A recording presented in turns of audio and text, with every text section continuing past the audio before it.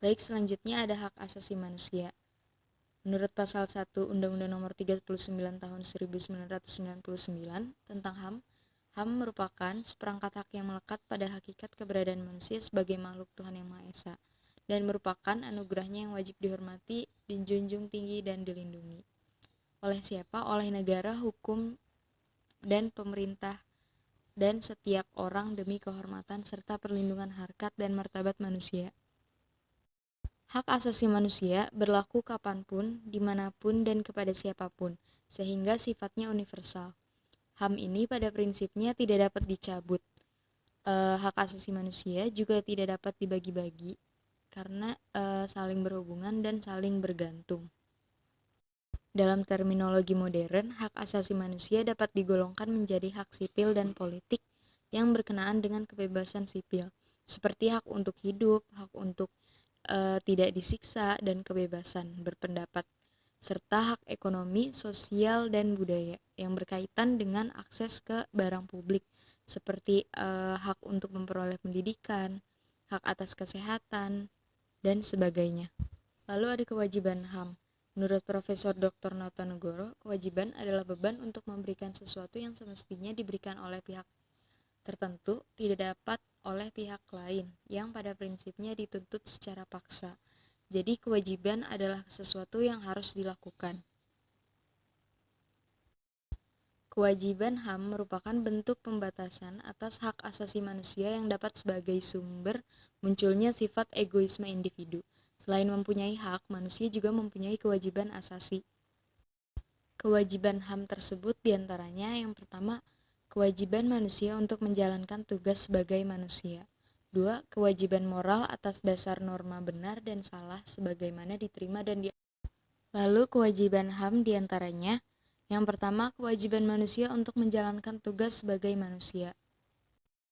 2. Kewajiban moral atas dasar norma benar dan salah sebagaimana diterima dan diakui oleh masyarakat. Yang ketiga, kewajiban sosial atas dasar norma dan tingkah laku lingkungan sosial. Dan yang paling penting adalah kewajiban kepada Tuhan Sang Pencipta. Yang keempat, kewajiban asasi manusia akan membuat kehidupan menjadi lebih baik dengan pemenuhan kewajiban yang harus dilakukan sekaligus untuk dapat memenuhi hak asasi manusia. Nah, contoh sederhana dari kewajiban hak asasi manusia yang dapat kita lakukan adalah dengan menghormati orang lain, maka hak orang lain untuk mendapat penghormatan juga sudah terpenuhi. Karakteristik hak asasi manusia. Karakteristik hak yang dimiliki manusia tidak dapat berdiri sendiri dan tidak ada yang paling penting juga di antar karakteristik karena mereka tuh bersifat saling mengikat antar komponen. Yang pertama ada universal atau universality. Artinya universalitas hak tidak dapat berubah atau tidak dialami dengan cara yang sama oleh semua orang. Hak asasi bersifat umum, semua orang dan tanpa terkecuali. Mendapatkannya secara cuma-cuma juga bukan karena kedudukan atau jabatan yang diembannya. Lalu ada karakteristik martabat manusia atau human dignity. Hak asasi manusia ini kan ditemukan pada pikiran setiap individu tanpa memperhatikan umur, budaya, keyakinan, ras, gender, dan sebagainya. Oleh karenanya harus dihormati dan dihargai hak asasinya.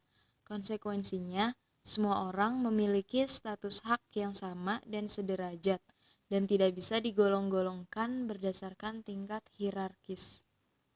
Lalu yang ketiga ada karakteristik kesetaraan atau equality. Konsep kesetaraan ini melihat dari pasal 1 Deklarasi Universal Hak Asasi Manusia atau DUHAM yang menyatakan setiap umat manusia itu dilahirkan merdeka dan sederajat dalam harkat dan martabatnya. Terus yang keempat non-diskriminasi atau non-discrimination. Non-diskriminasi ini memastikan bahwa tidak seorang pun dapat meniadakan hak asasi orang lain karena faktor luar seperti ras, warna kulit, jenis kelamin, bahasa, agama, dan sebagainya. Lalu tidak dapat dicabut. Hak individu ini tidak dapat direnggut, dilepaskan, dan dipindahkan. Tapi hak asasi manusia dapat dibatasi untuk alasan yang dibenarkan menurut hukum pada suatu negara. Seperti jika ada seseorang yang melakukan tindak pidana dengan ancaman kurungan penjara, hak ia saat di penjara itu tidak dapat dikurangi. Namun hak mendapat hiburan, berwisata, bahkan makan atau minum itu dibatasi. Jadi tidak dicabut namun dibatasi. Lalu yang keenam ada tidak bisa dibagi atau indivisibility. Mengapa maksudnya tidak dapat dibagi? HAM ini baik sipil, politik, sosial, budaya, ekonomi itu semuanya bersifat inheren atau menyatu dalam harkat martabat manusia. Jadi pengabaian terhadap satu hak akan menyebabkan pengabaian terhadap hak-hak lainnya. Karena pemenuhan dari satu hak seringkali bergantung pada pemenuhan hak lain, baik secara keseluruhan maupun sebagian. Seperti contoh hak atas pendidikan dan hak atas informasi saling bergantung satu sama lain. Jika terdapat hak pendidikan yang tidak didapat oleh seseorang, maka akan berdampak pada hak memperoleh pekerjaan. Dan akan berdampak juga terhadap hak atas kesejahteraan, lalu hak hidup secara layak. Oleh karena itu, pelanggaran terhadap suatu hak akan saling bertalian, yaitu hilangnya satu hak mengurangi hak lainnya. Lalu yang terakhir ada tanggung jawab negara. Jadi negara dan para pemangku kewajiban itu bertanggung jawab untuk menaati hak asasi manusia. Di Indonesia sendiri hal itu ditegaskan melalui kebijakan Presiden Jokowi melalui Nawacita, bahwa negara harus hadir kepada segenap warga negaranya melalui serangkaian instrumen HAM yang disahkan melalui peraturan perundang-undangan yang berlaku. Jadi seandainya pemerintah gagal dalam melaksanakan tanggung jawabnya, pihak-pihak yang dirugikan itu berhak untuk mengajukan tuntutan secara layak, sebelum tuntutan itu diserahkan pada pengadilan yang kompeten atau penentu lain yang sesuai dengan prosedur hukum yang berlaku. HAM dalam Undang-Undang Dasar 1945. HAM dalam undang-undang ini dapat diklarifikasikan menjadi 4 kelompok, yaitu hak sipil dan politik, hak ekonomi sosial budaya, hak pembangunan dan hak khusus lain, serta tanggung jawab negara dan kewajiban hak asasi manusia. Adanya ketetapan MPR RI nomor 17 tahun 98 itu mengenai HAM, di dalamnya tercantum Piagam HAM Bangsa Indonesia dalam sidang istimewa MPR RI 1998 dan dilanjutkan dengan Undang-Undang nomor 39 tahun 1999 tentang HAM.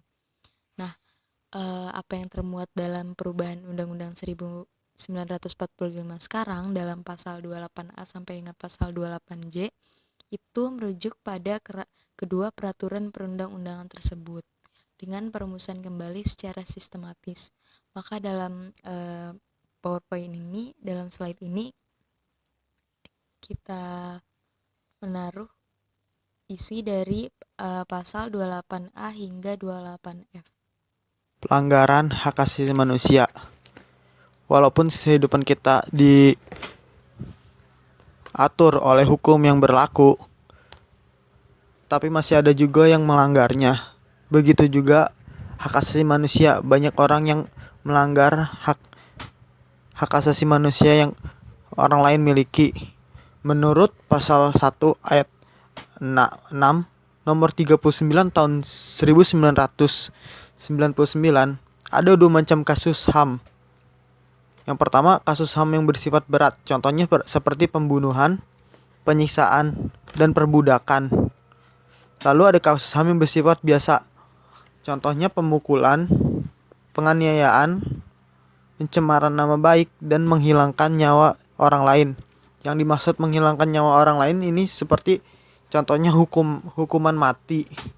Ini berbeda dengan pembunuhan, menghilangkan nyawa orang lain. Penyebab pelanggaran hak asasi manusia. Ada 4 faktor penyebabnya. Pertama, kurang berfungsinya lembaga-lembaga penegak hukum. Lembaga-lembaga ini contohnya seperti polisi, jaksa, dan pengadilan yang belum sempurna untuk menyelesaikan kasus-kasus HAM yang ada di Indonesia. Kedua, pemahaman belum merata tentang HAM baik di kalangan sipil maupun militer. Pemahaman tentang HAM kebanyakan belum dipahami oleh kalangan sipil karena mereka belum tahu hak-hak apa saja yang mereka miliki. Yang ketiga, kurang atau tipisnya rasa tanggung jawab. Kurang dan tipisnya tanggung jawab juga merupakan salah satu faktor mengapa pelanggaran hak asasi manusia bisa terjadi. Contohnya seperti kurang bisa menghargai hak-hak orang lain. Lalu faktor keempat, adanya pandangan HAM yang bersifat individuistik yang akan mengancam kepentingan umum. Pandangan individuistik ini mereka seperti berpandangan bahwa HAM itu adalah hal pribadi sendiri, yang artinya mereka tidak peduli oleh kepentingan orang lain. Mereka hanya menjalankan kepentingan mereka sendiri sesuka mereka sendiri tanpa menghiraukan apa konsekuensi yang mereka timbulkan kepada orang lain. Untuk menanggapi tentang pelanggaran HAM, pemerintah melakukan upaya untuk menegakkan hak-hak asasi manusia. Sebagai contoh, pertama, pemerintah mengeluarkan Undang-Undang Nomor 39 Tahun 1999 tentang hak asasi manusia. Berdasarkan pertimbangan manusia sebagai makhluk ciptaan Tuhan Yang Maha Esa, mengemban tugas mengelola dan memelihara alam semesta dengan penuh ketakwaan dan penuh tanggung jawab untuk kesejahteraan umat manusia. Oleh penciptanya, dianugerahi hak asasi untuk menjamin keberadaan, harkat dan martabat kemuliaan dirinya serta keharmonisan lingkungannya. Hak asasi manusia merupakan hak dasar yang secara kodrat melekat pada diri manusia, bersifat universal dan langgang. Oleh karena itu harus dilindungi, dihormati, dipertahankan, dan tidak boleh diabaikan, dikurangi, atau dirampas oleh siapapun. Bahwa selain hak asasi manusia juga mempunyai kewajiban dasar antar manusia yang harus terhadap manusia yang lain dan terhadap masyarakat secara keseluruhan dalam kehidupan masyarakat, berbangsa dan bernegara. Lalu ada Undang-Undang Nomor 26 tahun 2000. Undang-undang tersebut adalah sebuah undang-undang yang mengatur tentang pengadilan hak asasi manusia. Secara historis, Undang-Undang Pengadilan HAM lahir karena amanat bab 9 pasal 104 ayat 1 Undang-Undang Nomor 39 tahun 1999. Dengan lahirnya Undang-Undang Nomor 26 tahun 2000 tentang pengadilan HAM tersebut, maka penyelesaian kasus HAM berat dilakukan di lingkungan pengadilan umum. Ini merupakan wujud dari kepedulian negara terhadap warga negaranya sendiri. Negara menyadari bahwa perlunya suatu lembaga yang menjamin hak pribadi seseorang. Jaminan inilah yang diharapkan nantinya setiap individu dapat mengetahui batas hak yang menghargai hak orang lain sehingga tidak terjadi yang dinamakan pelanggaran HAM berat untuk kedepannya. Lalu ada pembentukan Komisi Nasional Hak Asasi Manusia dengan Kepres Nomor 50 tahun 1993 serta pembentukan Komisi Anti Kekerasan Terhadap Perempuan. Komisi Hak Asasi Manusia atau Komnas HAM berdiri sejak 1993 berdasarkan keputusan Presiden Nomor 50 tahun 1993 tentang Komisi Nasional Hak Asasi Manusia. Komnas HAM mempunyai kelengkapan yang terdiri dari sidang paripurna dan subordinasi. Di samping itu, Komnas HAM mempunyai Sekretariat Jenderal sebagai unsur pelayanan. Ketua Komnas HAM dijabati bergiliran dengan masa jabatan 2,5 tahun. Namun mulai 2013 Ketua Komnas HAM dijabat bergiliran dengan masa jabatan 1 tahun. Tujuannya dibangun Komnas HAM pertama untuk mengembangkan kondisi yang kondusif bagi pelaksanaan hak asasi manusia sesuai dengan Pancasila, Undang-Undang Dasar 1945 dan Piagam PBB serta Deklarasi Universal Hak Asasi Manusia. Lalu kedua, meningkatkan perlindungan dan penegakan hak asasi manusia guna berkembangnya dari pribadi manusia Indonesia seutuhnya dan kemampuannya berpartisipasi dalam berbagai bidang kehidupan. Lalu ada Komnas Perempuan. Komisi Nasional Anti Kekerasan Terhadap Perempuan adalah lembaga negara yang independen untuk menegakkan hak asasi manusia perempuan Indonesia. Komnas Perempuan dibentuk melalui keputusan Presiden nomor 181 tahun 1998 pada tanggal 9 Oktober 1998 yang diperkuat dengan Peraturan Presiden nomor 65 tahun 2005. Komnas Perempuan lahir dari tuntutan masyarakat sipil terutama kaum perempuan pada pemerintah untuk mewujudkan tanggung jawab negara dalam menanggapi dan menangani persoalan kekerasan terhadap kaum perempuan. Tuntutan tersebut berakar pada tragedi kekerasan seksual yang terutama dialami oleh perempuan etnis Tionghoa dalam kerusuhan Mei 1998 di berbagai kota besar di Indonesia. Sekian dari kelompok kami, kurang lebihnya mohon maaf. Wassalamualaikum warahmatullahi wabarakatuh.